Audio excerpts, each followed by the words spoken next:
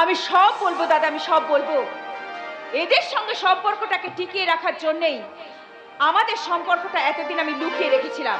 একটা খুনি বদমাশের সঙ্গে আমার রক্তের সম্পর্ক থাকবে সেই লজ্জাতে আমি কথাটা বলতে পারিনি, কিন্তু আজ যখন সবটা পরিষ্কার হয়ে গেছে তখন আমি বলছি, শোনো, এই মানুষটা, হ্যাঁ বাবা, এই মানুষটা আমার নিজের দাদা।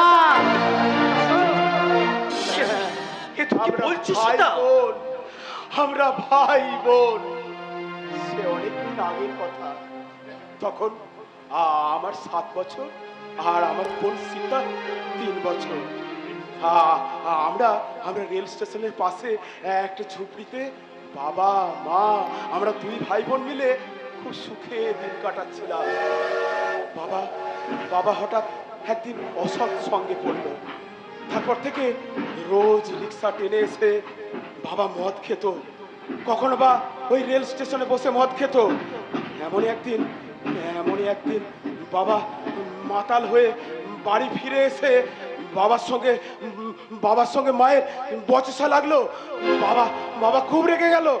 মা ওই মদের বোতলটা ওই আমাদের বাড়ির দেওয়ালে ভেঙে ফেললো। তারপর ওই সেই ভাঙা বোতলটা আমার মায়ের বুকে ঢুকিয়ে দিল। শেষ হয়ে গেল। আমার মা ছটফট করতে করতে শেষ হয়ে গেল। রক্ত, চারিদিকে রক্ত। আর সেই রক্ত দেখে 7 বছরের আমি মাথা ঠিক রাখতে পারলাম না। দূরে দেখলাম পড়ে আছে আমাদের বাড়ির সেই কাটারিটা।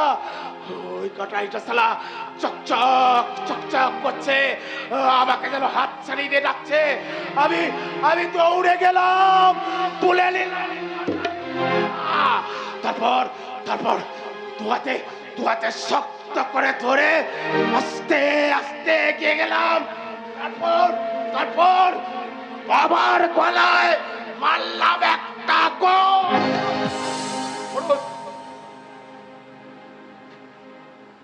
শেষ। বাবাও শেষ হয়ে গেল। চারিদিকে গোটা বাড়িটা রক্তে ভেসে যাচ্ছে। রক্ত, চারিদিকে রক্ত। সেই রক্ত দেখে 7 বছরের আমি ভয়ে আতঙ্কে আমার ছোট্ট বোনটাকে রেখে আমি পালিয়ে গেলাম। আমি দৌড়াতে শুরু করলাম। দৌড়াচ্ছি। একটা স্টেশনে এসে পৌঁছালাম। তারপর দেখলাম ওই স্টেশনে দাঁড়িয়ে আছে একটা ট্রেন। আমি উঠে পড়লাম। ট্রেনটা ছেড়ে দিল, ট্রেন ছুটছে, আমিও ছুটছি। আর আমার আলোর জীবনটা অন্ধকারে হারিয়ে যাচ্ছে।